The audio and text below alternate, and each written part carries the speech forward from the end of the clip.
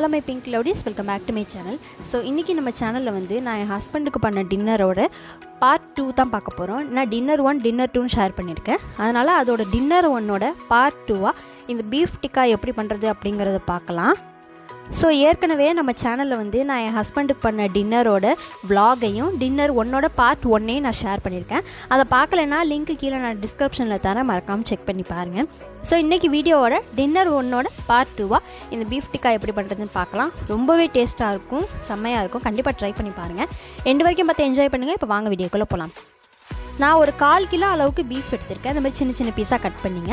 அதில் 1 டீஸ்பூன் அளவுக்கு மஞ்சத்தூள், தேவையான அளவு உப்பு, 1 டீஸ்பூன் அளவுக்கு ஜீரகத்தூள் சேர்த்துக்கோங்க. அதோட ஒரு 1/2 டீஸ்பூன் அளவுக்கு இஞ்சி பூண்டு பேஸ்ட்டு, சில்லி பவுடர் வந்து உங்கள் காரத்துக்கு ஏற்ற மாதிரி சேர்த்துங்க. நான் 1 டீஸ்பூன் சேர்த்துருக்கேன். அந்த மாதிரி 1 டீஸ்பூன் அளவுக்கு கரம் மசாலா, 3/4 டேபிள் ஸ்பூன் அளவுக்கு தயிர் சேர்த்துக்கோங்க. இப்போ இது எல்லாத்தையும் நல்லா கலந்து விட்டுடலாம்.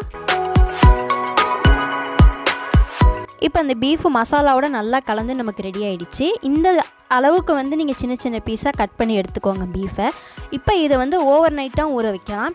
இல்லை அப்படின்னா நீங்கள் வந்து ஒரு 5 hours 6 hours அந்த மாதிரி ஊற வைக்கிற மாதிரி இருக்கும். எவ்வளோக்கு எவ்வளோ மேரினேட் ஆகுதோ அந்த அளவுக்கு டேஸ்ட் இருக்கும். நான் வந்து ஓவர் நைட் தான் ஊற வச்சுருந்தேன். அன்றைக்கி பார்த்துக்கிட்டிங்கன்னா நான் ஒரு 3/4 கிலோ அளவுக்கு நான் பண்ணியிருந்தேன். இந்த மசாலா ஆட் பண்ணுற ஃபுட்டேஜ் எப்படியோ என் கேலரியில் வந்து டெலீட் ஆகிடுச்சு. அதனால் நான் வந்து 1/4 கிலோ அளவுக்குள்ள ரெசிபி தான் உங்கள்கிட்ட நான் ஷேர் பண்ணியிருக்கேன். நீங்கள் எத்தனை கிலோ பண்ணுறீங்களோ அதுக்கேற்ற மாதிரி மெஷர்மெண்ட்டை நீங்கள் போட்டுங்க. இந்த பீஃபை வந்து குக்கரில் ஆட் பண்ணிவிட்டு மூழ்கிற அளவுக்கு மட்டும் தண்ணி சேர்த்துட்டு ஒரு 5லேருந்து 6 விசில் அந்தளவுக்கு விட்டு எடுத்துக்கோங்க. ஏர் ரிலீஸ் ஆனதுக்கப்புறமா ஓப்பன் பண்ணுங்கள். நமக்கு பீஃப் வந்து 3/4 ரெடியாக இருக்கும். ஏர் ரிலீஸ் ஆகி குக்கர் ஓப்பன் பண்ணதுக்கப்புறமா நான் இதில் ஒரு 2 டேபிள் ஸ்பூன் அளவுக்கு ஆயில் ஆட் பண்ணிக்கிட்டேன். இப்போ இந்த ஆயிலோட நல்லா இந்த பீஃபை வந்து சாட்டே பண்ணிக்கலாம். இப்போ இந்த ஆயிலோட நல்லா கலந்ததுக்கப்புறமா நான் வந்து ஒரு மீடியம் சைஸ் வெங்காயத்தை இந்த சைஸில் நான் வந்து கட் பண்ணியிருக்கேன். அதே மாதிரி கேப்சிகமே இந்த ஷேப்பில் கட் பண்ணியிருக்கேன். உங்கள்கிட்ட கேப்சிகம் எந்த அளவுக்கு இருக்குதோ அதை மாதிரி நீங்கள் சேர்த்துங்க. ரொம்ப பெருசாக இருந்துச்சுன்னா அதில் 1/4 பக்கம் அளவு மட்டும் போதும். இல்லைன்னா கேப்சிகத்தில் பாதி சேர்த்துங்க. தேவையான அளவு உப்பு சேர்த்துங்க. ஏற்கனவே நம்ம உப்பு போட்டு தான் வேக வச்சு எடுத்துருக்கோம். அதனால் உப்பு பார்த்து நீங்கள் அதுக்கேற்ற மாதிரி அட்ஜஸ்ட் பண்ணி நல்லா அந்த மாதிரி கலந்து விட்டுருங்க. ஒன்ஸ் ஆனியன் வந்து இந்த மாதிரி வந்திருக்கணும், கொஞ்சம் சாஃப்டாக இருக்கணும். இது வந்து கரெக்டான ஸ்டேஜ். இப்போ அது ஒரு பக்கம் இருக்கட்டும். இந்த மாதிரி ஸ்கியூவர்ஸ் இருக்கும், அவைலபிளாக இருக்கும். இல்லைனா நீங்கள் டூத் பிக் கூட வச்சு யூஸ் பண்ணிக்கலாம்.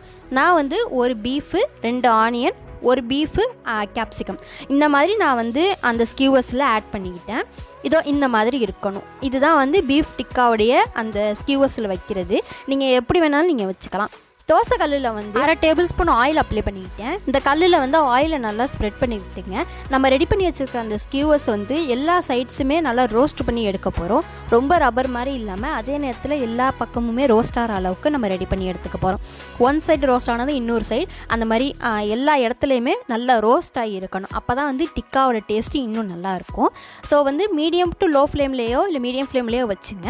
ஒன்ஸ் எல்லா இடத்துலையுமே நல்லா ரோஸ்ட் ஆனதுக்கப்புறமா தான் நம்ம வந்து அந்த கல்லுலேருந்து எடுக்கணும். ஸோ கேர்ஃபுல்லாக இதை வந்து பண்ணுங்கள். நீங்கள் ஃபஸ்ட்டு ஸ்கியூவர்ஸை ரெடி பண்ணிவிட்டு லாஸ்ட்டாக சர்வ் பண்ண போகிற நேரத்தில் கூட இந்த மாதிரி ரோஸ்ட் பண்ணி எடுக்கலாம். அப்போ வந்து சுட சுடவும் இருக்கும், ரொம்பவும் நல்லாயிருக்கும். ஒன்ஸ் எல்லா பக்கமுமே வந்து ரெடி ஆனதுக்கப்புறமா இன்னும் ஒரு பிளேட்டில் வந்து சர்வ் பண்ணுங்கள். சூப்பராக நமக்கு சூடான பீஃப் டிக்கா வந்து ரெடி ஆகிடும். நீங்கள் வந்து அப்படியே ஸ்கியூவர்ஸோடையே நீங்கள் வந்து சர்வ் பண்ணலாம். இல்லை அந்த ஸ்கியூவர்ஸ்லேருந்து ஃபுல்லாக எடுத்துகிட்டு கார்னிஷிங்க்கு மேலே வந்து நீங்கள் கொரியாண்டர் லீஃப் கூட போட்டு சர்வ் பண்ணலாம். ஸோ ரொம்பவே சூப்பரான இந்த ரெசிபி கண்டிப்பாக ட்ரை பண்ணி பாருங்கள். லஞ்சுக்கும் டின்னருக்குமே வந்து சூப்பரான சைட் டிஷ்ஷாக இருக்கும். ஸோ உங்களுக்கு இந்த வீடியோ ரொம்ப பிடிச்சிருக்குன்னு நினைக்கிறேன். என் சேனலுக்கு தொடர்ந்து சப்போர்ட் கொடுங்க. நம்ம சேனலில் நிறையா வீடியோஸ் வரும், மறக்காமல் செக் பண்ணி பாருங்கள். So like, share, subscribe for more videos. Take care, stay safe, be healthy and bye by.